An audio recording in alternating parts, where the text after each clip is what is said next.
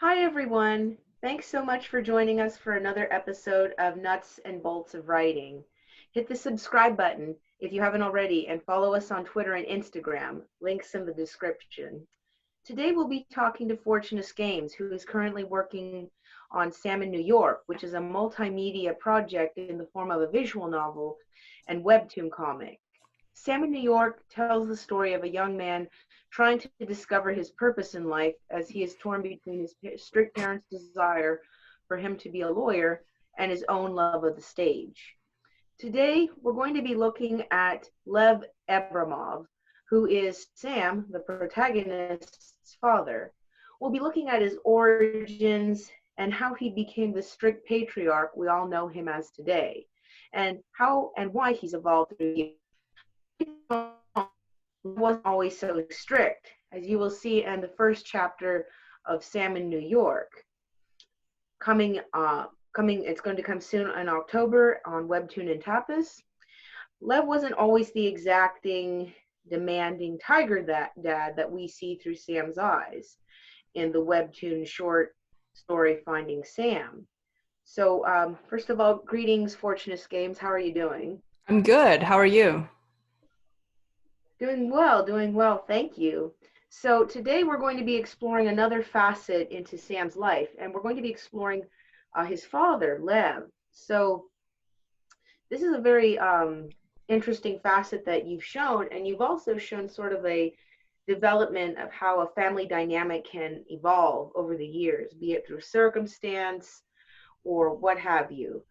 So to begin with, one of the first questions, can you give us a basic run through of Lev's story, like where he was born, how did he get to Odessa, and when and why did he go to America? Sure. So Lev, who was born Yehuda Leib Israelovich Abramov, is Sam's father, and he was born in Minsk, Belarus in 1870. He's a serious, demanding father to Sam, as we can see in the webtoon short story Finding Sam. As notes later in Sam in New York, Lev actually wants to live vicariously through Sam, and this is probably one of the reasons why he pushes him so hard. So Lev grew up in a religious family. In fact, his family was a rabbi back in Minsk. However, he didn't believe that religious life was for him, so at the age of 17, he and his cousins went to Odessa to join other relatives who were already working there. Lev became a staunch atheist while in Odessa. He became involved in left-wing labor movements, which were precursors to the Bundist movement. After marrying Riza Rifkina, who later became Abramova after marriage, Lev and Riza decided to immigrate to America in 1898 due to the pogroms and other social circumstances rocking Ukraine in the 1890s. Riza and Lev settle on the Lower East Side in New York City and become newspaper editors and writers for a number of Yiddish newspapers. They also have a print shop where they print pamphlets for other businesses. Well, this is very fascinating. This is very fascinating. Thank you for giving us that basic summary of Lev's background and origin, and as well as how and why did he immigrate to America as well. So I guess the second question, as we dive deeper into Lev's as a character and as a man, as a young man, what drove Lev? Like, what were his passions besides left-wing politics? Mm-hmm. I would say that his primary driving force, especially when he was younger, was indignation and a deep sense of justice. Much like Sam, he has always disliked listening to authority, particularly when that authority is oppressive and authoritarian, and wants to be able to have the freedom to create his own identity. Finding his family's traditional life not to his taste, he decides to leave the shtetl. Well, sorry, not the shtetl. He decides to leave Minsk at the age of 17 so he can see and experience the outside world. Like Sam, Lev is an iconoclast. Perhaps this is why he and Sam don't get along. He also doesn't like being told what to do, and he hates it when people say that they know what's best for him. Unlike Sam, however, who is much more theatrical and over the top, Lev expresses his iconoclasm very seriously. He is often perceived as intimidating by many people and gives people, quote, uncomfortable looks and glares. After going to Odessa at the age of 17, he proceeded to spend the next 11 years of his life there. Minsk was a provincial town compared to cosmopolitan Odessa, so he was very excited to be in Odessa. He also worked as a newspaper editor with his cousins in Odessa, and he started to get involved with left-wing labor movements there, including the predecessors of the Bundist movements. These movements sought to unite all Jewish workers in the Russian Empire and also sought to ally itself with the wider Russian social democratic movement to achieve a democratic and socialist Russia.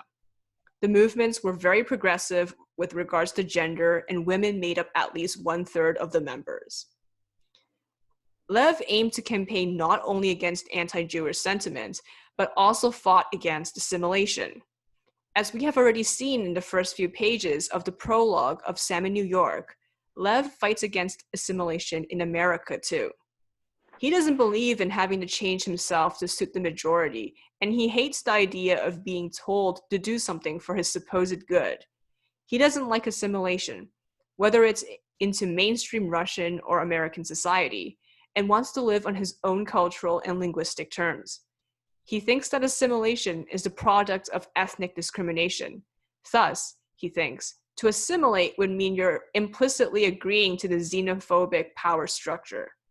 So Lev believes in bucking the system by holding on to his identity.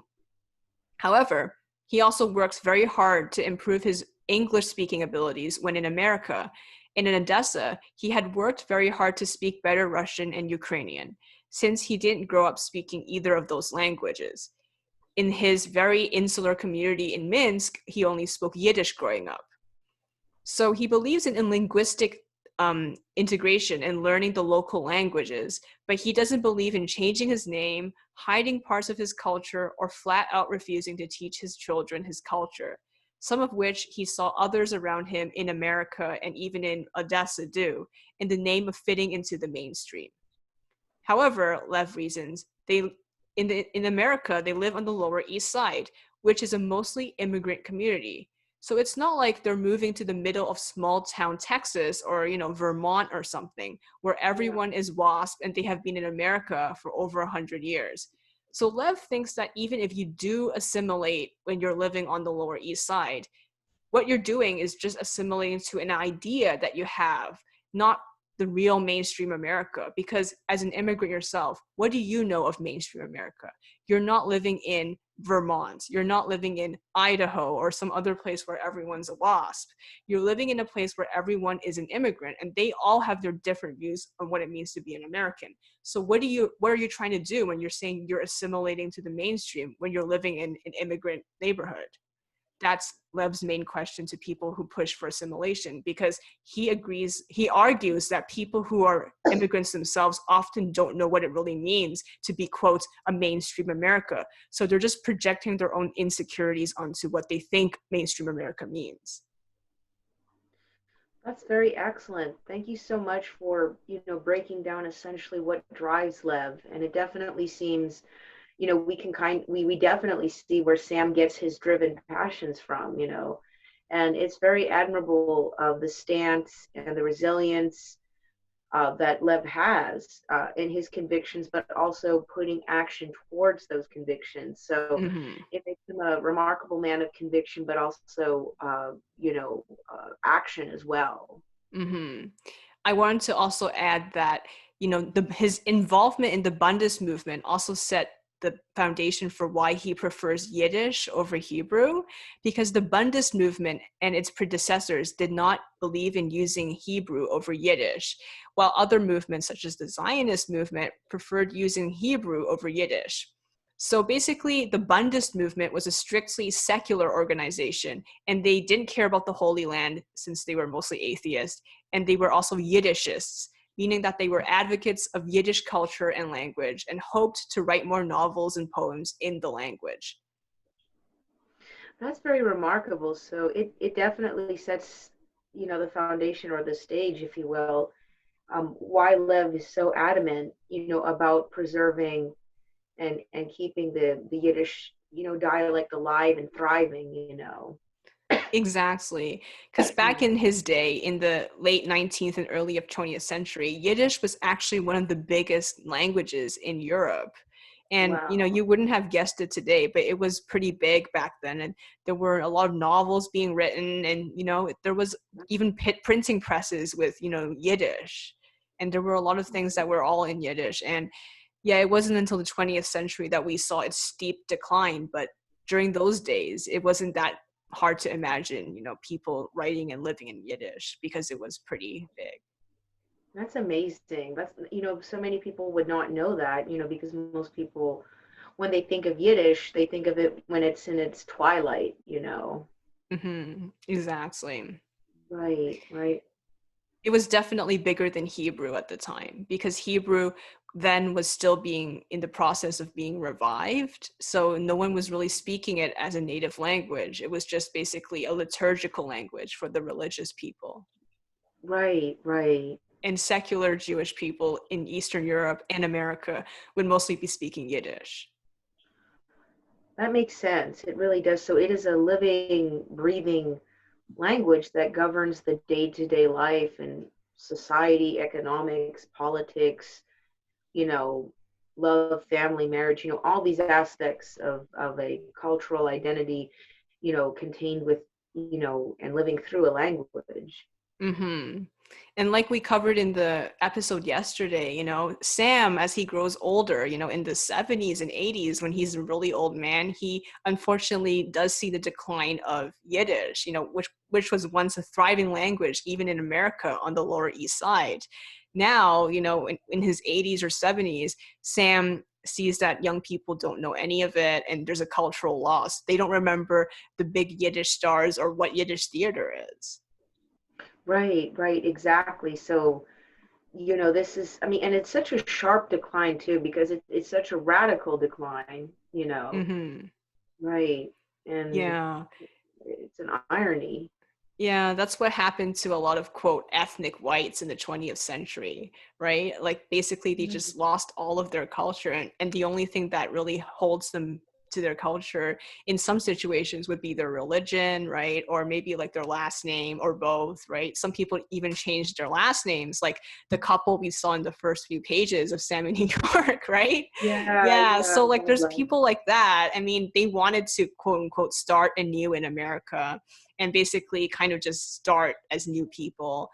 And there's other people like Lev, but I would think they're in the minority. Right. Unfortunately, that seems to be the case. And so that it is right. I mean, that is a sad thing when, so much of the erosion of one's culture and identity, it comes to the point where the only thing that is maintained is either through a last name or religion or both, or not even that. Some people lose it entirely, and then, suddenly you're researching your family and it's like an ancestry.com ad. Yeah, right? Imagine if you get Exactly. an ad for Sam Abramov. I wouldn't be. I'd love to be related to Sam. Like it'd be cool. Like if he was still alive, and I'm like, oh, this is my great great grandpa. I think I'd have a lot of fun meeting Grandpa Sam. Great great Grandpa Sam or something. Wow, he would be over 100 years old. Yeah, he would. He would. So I'd have to travel back in time. I don't know. I'd have to be born in the '70s or something. Yeah. Sam would be such a fantastic grandpa. Just sort of a quick subsection question. What sort of grandpa would Lev make? I am just dying to Oh, know. that's a good Grandpa question. Lev. I think he wouldn't be a tiger dad anymore, obviously. I Is think he he going would. to be indulgent? Is he going to be an I think he indulgent would be, grandpa? ironically. And then I think Sam would be like, wow, why are you showing this totally different side, right? When I was young, you were way too strict, and now you're not strict at all. And you just let the kids do whatever they want. Yeah, but I think he, ironically, because he's so indulgent, he wouldn't really be pushing them anything. Like he would not say, oh, you have to be a lawyer or anything crazy like that. I think by the Oh, time Sam grows up, depending on what he chooses, but in spite of what he chooses anyways, I think Lev just comes to terms with the fact that, yeah, I think I probably pushed him too hard. yeah. That is the many case with so many families, when they have parents who have pushed them too hard. They realize the error of their mistakes, but by that time it's too late. Their children have already grown. They've already, gotten either the job that was planned out or, something else. And then I think a lot of times grandparents don't want to repeat the mistake with the grandkids, with, being strict or demanding. I've seen that in so many families, and I think we've all seen that, all of us. Mm-hmm. Yeah, and I think also he would also try to push for Yiddish culture again, but I mean, he wouldn't be as intense about it because by that time period, I think there's already a bit of a fading of it. I think in the Right. 50s or 60s, it's not as bad. Like, I mean, in the 70s, it was pretty much dead. Oh, In the 50s, I think there were still vinyls being released in Yiddish and stuff, so it's how? still not totally Yay. dead. Yeah, I think, I was thinking that when Lev is older and Sam is middle aged, they kind of save up to create a Yiddish bookstore. I love that idea. That is a beautiful idea of sort of a joint collab between Sam and his dad to unite, in a common goal that they have such strong convictions are that's part of their self, just like their organs. Exactly. Right. Yeah. And I don't know if Sam will be successful in getting any children he has to, adopt Yiddish or anything like that, but I think he will try at the very least. That's great to hear. And I hope at least one of the grandkids will be receptive to it. I hope one of them will not just say, oh, this is an old fogey thing. I hope one of them Hmm. has the shred of curiosity to go and learn it, at least master it rudimentally, at least, at Hmm. least. Or become a PhD in physics. Sorry, PhD in Hebrew. Sorry, not Hebrew. What am I saying? Yeah, Yiddish. Yeah, I'm like half it is. asleep. Yeah. Yeah. But yeah, speaking of relationships with Lev, and I love the additional picture that you have of him. As I've said before, young Lev is totally Bay. um, I will always consider him Bay, young Lev. So I wanted to know, well, and I guess everybody else would like to know too. So did he have before Risa? Did he have any flames? Like, did he? I mean, like, what were his views on, like romance or love, or what are the things that he looks for in a woman? I think Lev is just singularly focused on his convictions, especially when he was younger. So he was kind of not really thinking about those things. He was sort of oblivious when it came to those kind of things because he's not too sentimental in general. And, he's really single-mindedly focused on his convictions, politics, and basically all the intellectual stuff that goes with those circles. He was a very intellectual guy who just basically thought about ideas all the time, not really so much about people per se. However, I think a number of women did like him because they really liked how he was so focused on these ideas and how he had so many convictions. But I don't think he really cared at the same time because he wasn't really paying attention to whether people liked him because he's so focused on the ideas. So I think one of the people, like the daughter of a labor activist, he often wrote articles for, probably liked him, but he was so focused on other things that he never really noticed that she did. And he also never really had marriage in mind as a specific goal. Like he thought it was going to eventually happen to him, but he wasn't specifically aiming for it. That makes sense. That makes sense that he would be, that focused, that's singularly focused on his goals and his convictions. That does make sense. Although I imagine a few other readers who have a chance to look at the younger Lev will lament that kind of opportunity at getting a bay was lost. um, um, so what does he look for in a woman? Like, what made him choose Riza? Was it just sort of a thing that fell into place and he thought it was practical, or did Riza have qualities that he said, this is what I want in a wife? Good question. And I will reveal more of this in a future episode just focused on Riza. But basically, how she got to know him was that, her family also was a Yiddishist family, but they were not as political. She was raised in a middle-class family that was strongly associated with the Haskalah, or the Jewish Enlightenment, so they're also secular. And her father was a watchmaker and a poet whose poems were published in a Yiddish newspaper that Lev was acquainted with. Riza herself Wow. isn't a poet, but she likes to attend some of the Yiddish theatrical performances that her father and the rest of her family often attended.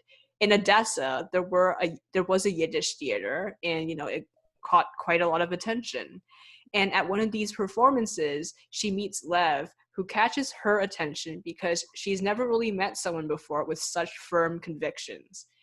Lev doesn't usually open to people on an emotional level, but he does open up to Riza because he feels that she is an open and curious person, which are traits that he really values in people. He also enjoyed exploring Odessa in his youth, and he had a small affinity for music. He wanted to learn the violin and the piano, but he never had time or the money for it, and this is why he tries to push Sam to learn either one of those instruments, in which Sam really doesn't like. No, I know he doesn't. Oh my gosh, that's why. Oh, God bless. Oh my gosh. It's nice to know that he had that, those like little like those varieties of passions as well, but that unfortunately he never got to pursue them. Although, I mean, I think he would have made one heck of a violin player. I would love to see that. Not a piano player, though, right? I don't know. I don't know. That's the thing. I think with piano players, I'm a little biased against piano players because then I think of those dramatic things where they're like pounding on them. But Mm-hmm. then I don't mind dramatics on the violin because I don't know. I think it's because like I just kind of grew up on Joshua Bell or something. Oh, okay. Yeah. Yeah, so this is why, as you guys will see in chapter 1, Lev and Riza ask Sam's babysitter to teach him piano, but then she refuses because he's too young. But they wanted him to start earlier because they think that learning music at an early age will make him smarter. Well, that's true. Science has proven that now. Yeah, but then, they never asked Sam if he wanted to do it. Right, right. It's true. So it's a double-edged sword. So um, interesting juxtaposition there. Um, but yeah, that's very interesting. How he and Riza came to be, how they developed their relationship, and what Lev would like to find in a woman. Because I think it says a lot when a person when you examine what a person wants to find in a partner, a potential partner. It says a lot about their character, their personality, and what's influencing and driving them. Mm-hmm. I think that he also believed that he had to be with someone secular.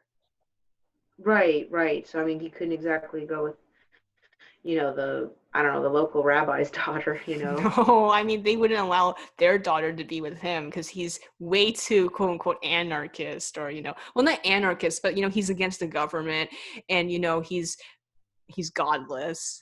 He doesn't believe in any of the traditions. So, like, he's pretty much in his own community because he's Tradition. different from the traditional people.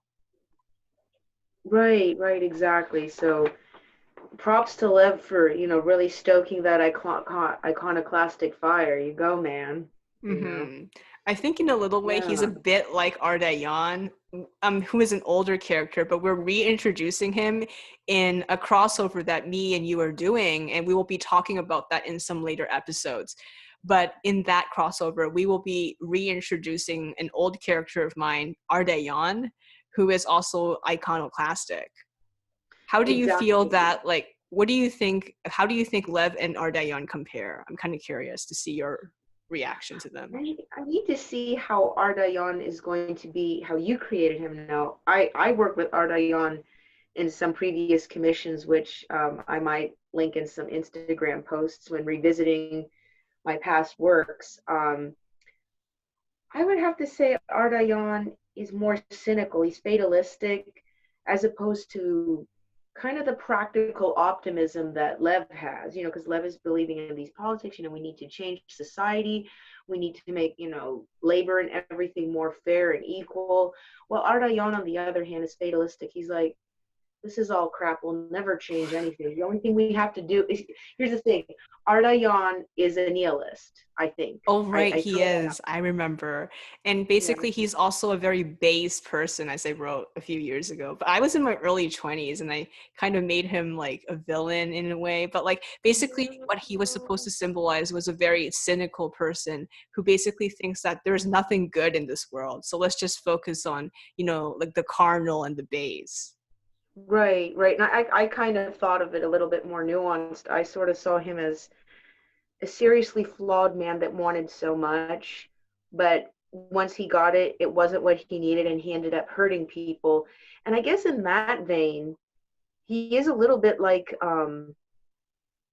not like quite like that extreme, Mm-hmm. but maybe just like that little seed of commonality with Lukion, and maybe just a little bit of seed with Evsei as well. Right. Yeah, there are some similarities. But do you Yeah. think that Evsei and Lukion are much like worse than him? Because they are much less controlled, I think. They're very like brutal, Yeah, I think. yeah, Ardalion I is think not as brutal, I think. no, Ardalion is not brutal. I mean, here's the thing, like both Evsei and Lukion are very cold and calculating. The thing is, when they strike, it is unfortunately devastating and deadly. It is like thunder. Like thunder will be rumbling in the distance, and you think, oh, it's all contained, it's just distance, it's aloof. But then when the lightning strikes, it strikes. And that's the scary and dangerous thing about Lukion and Evsei. And Mm-hmm. this is why you would never, ever want to tangle paths with them. I mean, never oppose them. Mm-hmm. They are Don't. very I mean, that's a scary warning label. people. Yeah, Mm-hmm. they are. They are. And you sort of feel bad for them. Like, I'll probably explain Evsei in our future discussions when we are talking about what we are going to do, our other project.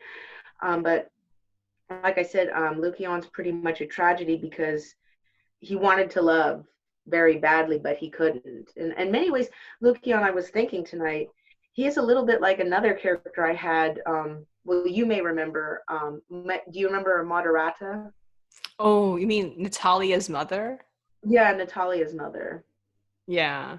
I think somewhat, because I think they both wanted to love, but it was like a language they couldn't speak, and they ended up Mm-hmm. hurting people. Mm-hmm. You know, Mm-hmm. How about yeah. Ardalion? Do you think that he wanted to love but he couldn't, or he does love but then it's shallow or ends up hurting people anyways? I think Ardayan is like, unfortunately, some people a victim of fate, timing, and circumstances. I think if things had been timed, I think if things had happened a certain way, if he would have been with certain other people, I think things would have ended up better for him.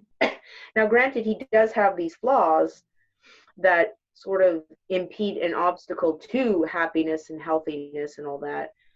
But however, I think Ardayon has more potential to overcome that and fix that had not life set the domino effect the way his life turned out to be. Mm-hmm. So I would also ask just a really quick question. Do you think that Ardayon's life is probably a little less tragic than what I had previously? Because now his son doesn't get killed. His son is still like a kid. Right. I think it's less tragic. I would say that's all the more better, you know. Thank goodness Nietzsche's still alive, because I love that kid. Now he's no longer in the army because he's too young to be in the army. Don't go in the army, kid. Don't Mm-hmm. become a bohemian artist or something. I don't know. Become a futurist. Become a futurist and Mm-hmm. write crazy ass poetry. So, Mm-hmm. meet someone like Lily. You'll be happy. I don't know if Elogia was happy for the most Yeah. part. um, we were referring to Mayakovsky there, for any poetry heads out there. But yeah, it's less tragic. I think Ardayon's entire life, I think, is a little bit more balanced. I think it more or less falls into the ordinary mundaneness that can kind of be deadening. It has Mm-hmm. it strikes of modern realism, which many people can show the effects that ordinary, conventional, functional life can be deadening, and sometimes it can be unhealthy when it doesn't correspond with the actual desire of one's true nature. Of course, granted, you do have to take that with a grain of salt when we say that, because someone's true nature might be very disturbing. But I don't think his is. I think Ardalion, say how if timing and things would have worked and he would have met someone like Katya, I think they could have worked something out. It might have been a tumultuous marriage, like say they had been on the same age scale, like exact same age scale, and they got married and everything. But I think it probably would have been a tumultuous marriage. I think there would have been a lot of conflicts and things, and maybe they would leave each other for periods of time. But I think in the end they would have stuck with each other. I think they would have, bonded. I think it could have worked. I think if Ardalion had thought the sense, I'm going to resign from the army and I'm going to pursue something, I don't know, a little more, less likely to get me killed or whatever. I think Ardalion, I think he would have been one hell of a university professor or something like that, or a businessman. He would have been a really good businessman. Mm-hmm. I Yeah. think I did explore the theme previously that the army kind of made his bad qualities even worse. It did. It did. And sometimes that does. I mean, it's a toxic thing, and we'll kind of explore that in the future project that we have, that remaining in that kind of lifestyle, or being encouraged, of these qualities, is a dangerous thing for a person. I mean, we kind of Mm-hmm. see that a tiny bit with Andrei, which is why I'm very glad that in canon, in actual life, that he did not go that path. I'm glad my boy's a civilian. Mm-hmm. But back Yeah. to Lev, what do you think the biggest difference between Ardalion and Lev is, even though they're both iconoclastic? I mean, besides, Lev being more idealistic and Ardalion being nihilistic, what other differences do they have? I think the other differences mainly stem from, I think, the fact that Lev has a driving conviction and Ardalion has a conviction in nothing. That's the thing. That's That true. Mm-hmm. that's the main difference. And I think it's, I guess, if silly question, but I mean, if somebody asked me, who would you rather date, young Lev or young Ardalion? I mean, as much as I love Ardalion and I feel sorry for him, I'm gonna have to say Lev. I'm like, the Bay energy strong with this one. I think Lev's biggest flaw is that he's so stubborn. Like, he always thinks that he's right, and he's obsessed with morality to the point that he thinks what he views as the right thing is probably right for all people. Like, sometimes he I just gets very stiff. I'm so used to that because I mean, silly thing to say, but I'm used to that because how do I say, I have experienced that so much in my entire life with, a certain individual, and I could pretty much handle that. Even my horoscope says you will handle people like this very well. um, yeah, because they told me that Leos can handle Sagittariuses, and I don't know why, but I'm getting Sagittarius energy from Lev. What's Ardalion then? Ardalion, I think Ardalion is Capricorn. I mean, there's something that, seems to yell at me that he's Capricorn. What's Sam? Because I know he's born in April, so I think he's Aries. But like, what do you think he is if it wasn't for his birth dates? For Aries um does sound pretty accurate.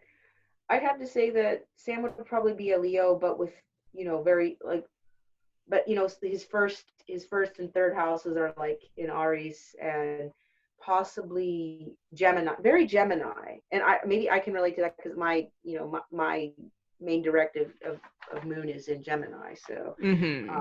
Leo's with Gemini energy. I see. Mm-hmm. Yeah. But Yeah. yes, I think another difference is that Ardalion is not a tiger dad. That's true. I mean, it's hard to tell what Ardalion now will be like a father, because like before he was kind of a prick. I So think he was just a prick. He wasn't yeah. a tiger dad though. Like, what makes Lev annoying to Sam is that he's overprotective, over paranoid, and he regulates every aspect in Sam's life. Well, that's true. So I mean, Ardalion is, he's just generally a pressuring prick, Ardalion. So I don't know. We'll have to explore more of Ardalion's fatherhood. I Because, don't think like, Ardalion is as controlling as Lev is. Like he's a prick, but he doesn't control people like Lev tries to micromanage everything. right, that's true. That's true.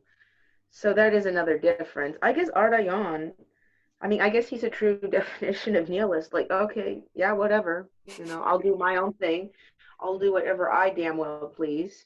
Yes, that's him. I remember I was saying that one of the main flaws that Ardalion has is that he's extremely selfish. He is. I mean, that's one thing, I gotta give it gotta give it to the man. He is selfish. I mean that Ardalion. Yeah, but I do remember that one of the things I think Natalia liked him because he was actually very erudite and intellectual, right? That's what she liked about him initially, and then I think after a while she started hating him because you know how Natalia is. Because he's too much of a horrible person. Yeah, and I think the only one that can see like his true qualities and like the inner aspect of him is Katya, because I don't know, Natalia, the thing is, she doesn't want to work for her relationships or getting to know people. So she has to have somebody to do that. So this is why she and Lara work, because Lara busts his Oh, tail. that's true. God bless him, hard worker. Poor Lara. Yeah, that's why Natalia is more passive usually Yeah, because she she doesn't want is. to work for it. She doesn't want to work for it. And Katya, on the other hand, does. I mean, she does. I mean, girl hustles for that. Mm-hmm. And Um, I think that's why, she can see good things in Ardalion. She can see good things in Andre, because I will warn you people that the Andre you're going to meet in this other project is going to be very different than the Andre that we have come to know and love. Now, not extraordinarily different, but how do I say? You'll kind of see what happens when a man gets forced into something and he is devoid of love when he wants to love so bad. Mm-hmm. That's sad. Yeah. Yeah. Yeah. I think Lev is actually pretty innocent then compared to all of these characters we talked about. Andre, Efse, Lucian. Yeah. Oh gosh, Oh my gosh. Ardalion. Oh my gosh. Jeez, no. Like Lucian and Ev say, Lev is a saint. I mean, Lev is like, I want to canonize you already, man. Let's just get you Hey, canon we don't here. believe in saints over here. Okay, we don't. All right. Let's get you. I don't know. Put into. We're gonna paint a big picture of you for like Marxist stuff. Socialism. Like how they always have statues. Like, Yeah. and then I don't know. I'm gonna have Mayakovsky write a long, long poem about you, Lev. Was it called symbolism?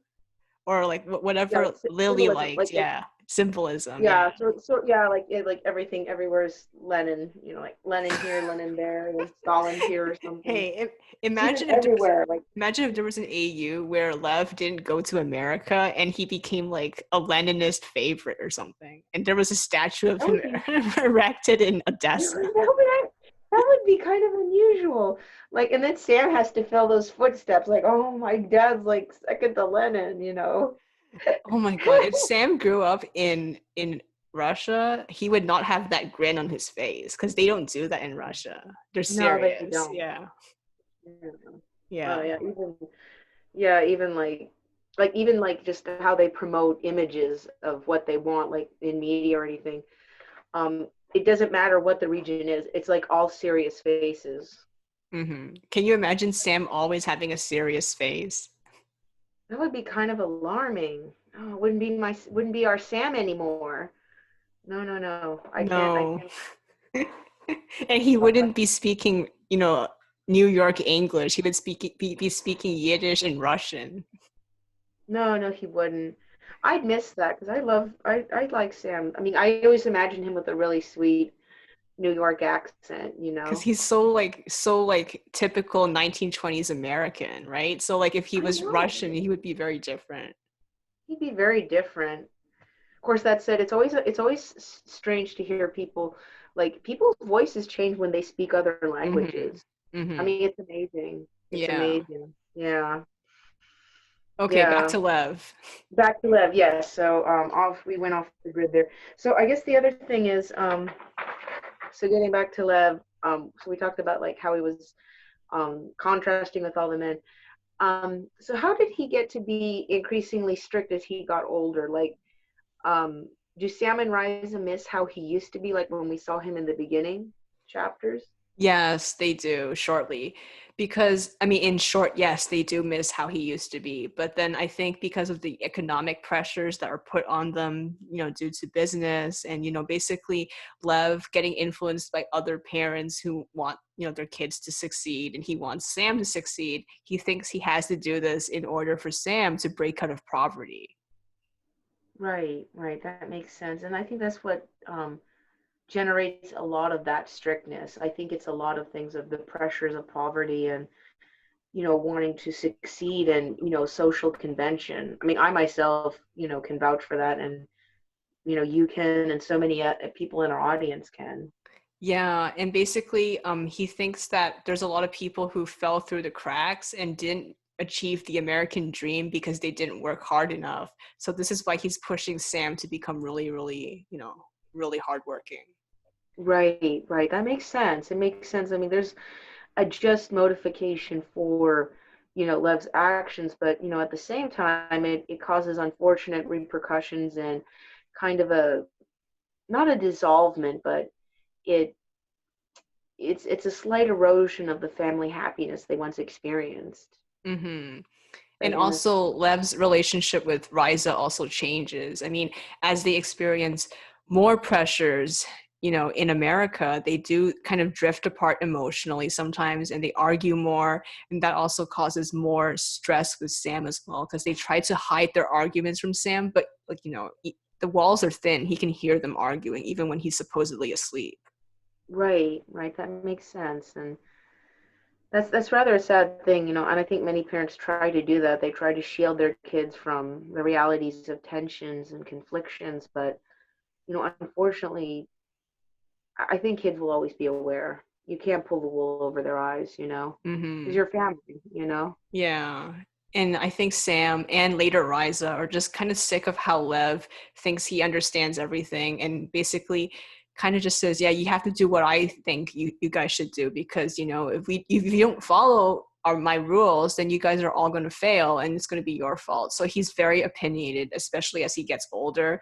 And he always puts the pressure on himself to basically guide them. And he thinks he's always right. And even when they express opinions that are different from his, he just gets like passive aggressive or he doesn't really say anything, but that you have to follow him because he's always right. Right, right. And sounds like the story of my life with I think many people can relate to that. I mean, my goodness, I feel like you just went through the flashback of my whole childhood. So with Yeah, so with my more than unborn. anything, why Lev does this is because of his huge fear of failure. He really wants Right, to also avoid feeling regret. He wants to give everything his best shot, and he wants Sam to do the same thing. So, because he lives vicariously through Sam. So, he's really right, scared of failing not only himself, but the rest of the family if he doesn't push right, them hard enough. right. That makes sense. So, given this, given the fact that he does indeed live vicariously through Sam, how does Lev view Sam's disinterest in law, and does he ever change his perspective on that? Lev sees Sam's disinterest in the law initially as a mark of foolishness and childishness. From his perspective, there's nothing better than being a lawyer because it's not only a stable profession, but it also fits Sam's personality well because Sam's always been good with words and is also pretty good at debates. And Lev would know this because he always butts heads with Sam. And it would also mean that as a lawyer, you're fighting for those who are oppressed in society. This is how Lev sees the legal profession, which is a very idealized way of seeing it, or he chooses to see it like that. Maybe it's like a kind of willful blindness because he can't think of anything else that is quote unquote morally good and suitable for Sam's personality. Most tiger Mm. parents push for their children to be doctors or something like that, but Lev thinks that he's not as strict as they are because he feels that Sam's not mathematically or scientifically inclined, so he chose for him to be a lawyer because he thinks it fits him better. Right. Right, that makes sense. So over time, as we see Sam grow and whatever path that Sam takes or wherever, his fate may lead him to, does Lev ever change his perspective on that? Like, does he ever think, oh, if he only would have listened to me, he could have been a successful lawyer and all that, and he would have been happier? Or does he think, like, you know, I thought of this was for my Sam, but it's not. And I think Sam made a good choice, and he found what he was really good at, and he's doing something more effective than he would be than being a lawyer.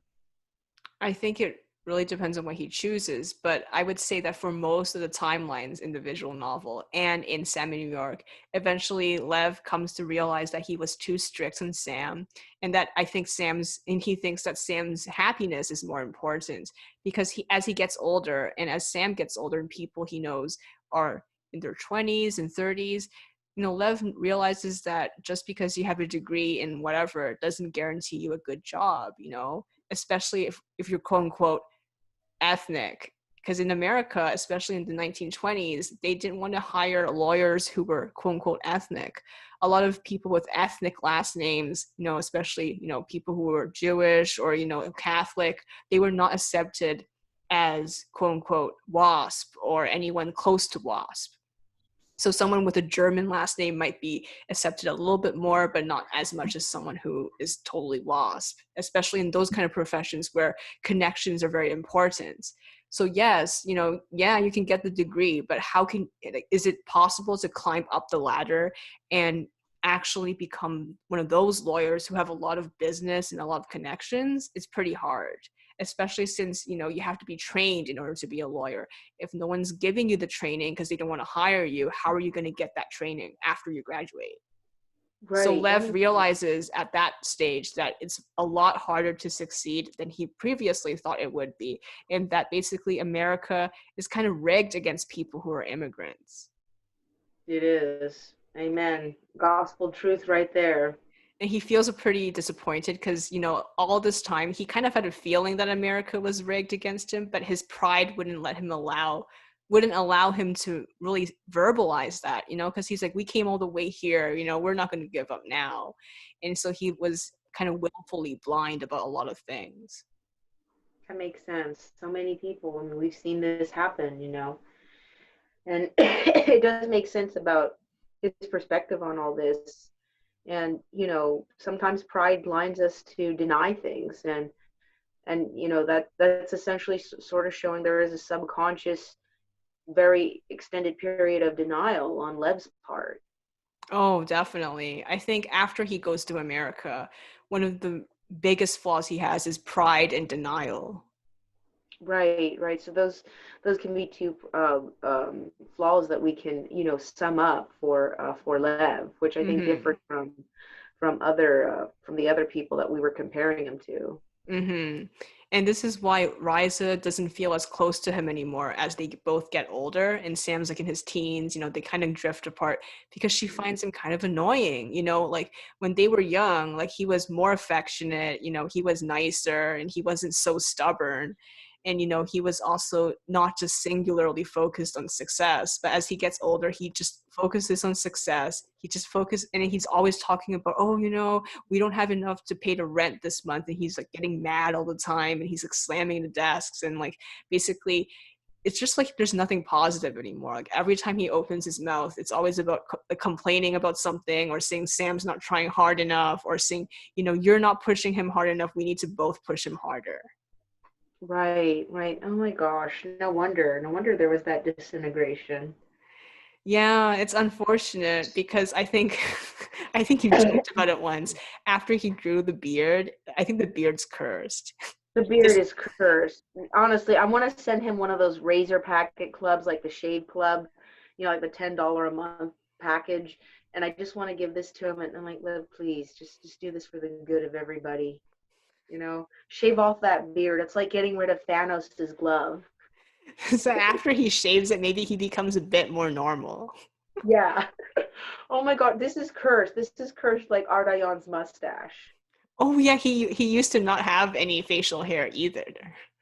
Yeah, yeah. So it's like don't grow facial hair, man. I mean, Look at Andre. Andre shaved his mustache and things went a lot better for him. Don't do it.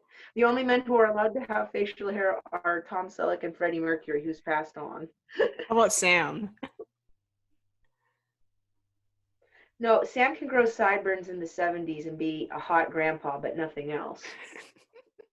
Hot grandpa listening to old Yiddish oldies on Yeah, grandpa, get it vinyl on. Get turned in the 70s. in Miami. He's like retiring in like an old people's home in What? Miami. I said that like as an oldie, like he's Yeah, living he's in black. Miami. Oh my gosh! So he's and what we need to do is like convert those old vinyls into cassette tapes, put that on a boom box with 4D batteries, and just have him blast that out on the patio. And people are like, "What's that?" And he's like, "This is real music," and he's like dancing, you know. Better than the Beatles. Better than the Beatles. I mean, you know, disregard the Beatles. Yeah. Yeah, Mm-hmm. yeah. So next week, we will talk more about Riza as I think more about her and how she met Lev and also the development of her personality. Because like Lev, you know, she also changes a lot after arriving in America.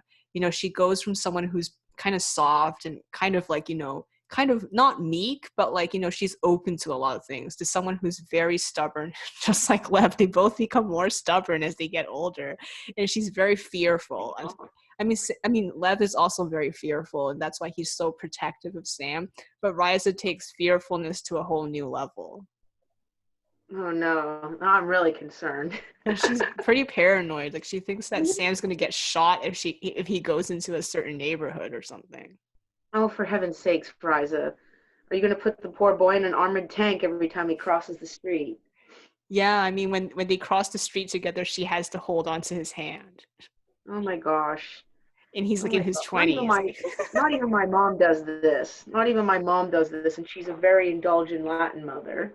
I think it's because of the isolation. Like I said, I mean, I think Lev and Riza, as they get older and all the kids either go to the workplace or the university, basically they lose their friends. Because before, how they made friends was through Sam's friends. You know, their parents were their friends, but then everyone drifts apart. And then Sam goes to university, and Sam's parents are just really isolated. I mean, besides Harvey and maybe like one or two other people they've known for years, they don't really have any friends anymore. And this is why they become so stubborn and like they have so many flaws, because sometimes when you're isolated, a lot of traits get magnified. Yeah, they do. They do. That's very, very true. Very true. And you know, Riza and Lev are kind of codependent on Sam, and this is one of the reasons why he wants to get out of there as fast as possible, because he feels like his parents can't really be independent anymore and that they don't really have any goals except for him, which is really scary. Right, right. That makes sense. That really does. And I think it's going to be really fascinating when we explore Rise's character because, you know, I think a lot of times, you know, we do see in literature we explore the father figures, but we don't get to explore the mother figures that much. And sometimes they get relegated to like a very background role or, you know, something that's slightly bordering on caricature with its exaggeration. Don't worry, she will not be exaggerated.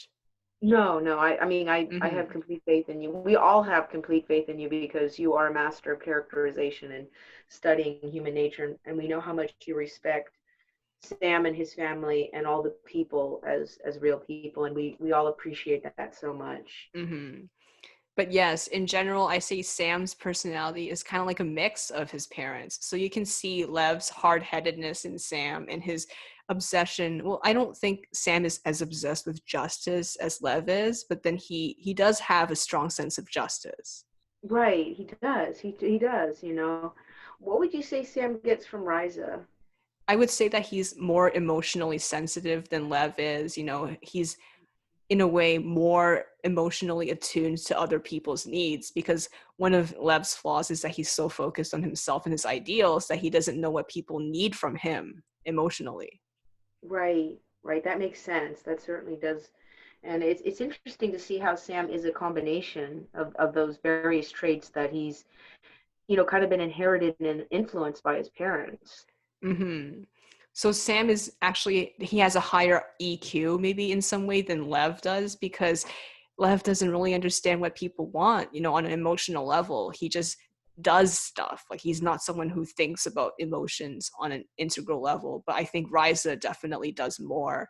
And that Right. influences how Sam sees the role of emotions in his life and his friends and family's lives.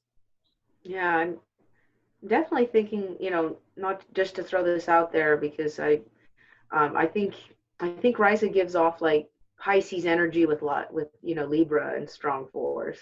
Mm-hmm. How about Yeah. Katya? Because we were previously talking about her too. Katya, our wonderful golden girl, and Andre's very happy about this to talk about it. Um, like how she compares to Risa or what her sign What is. her sign is. Her sign.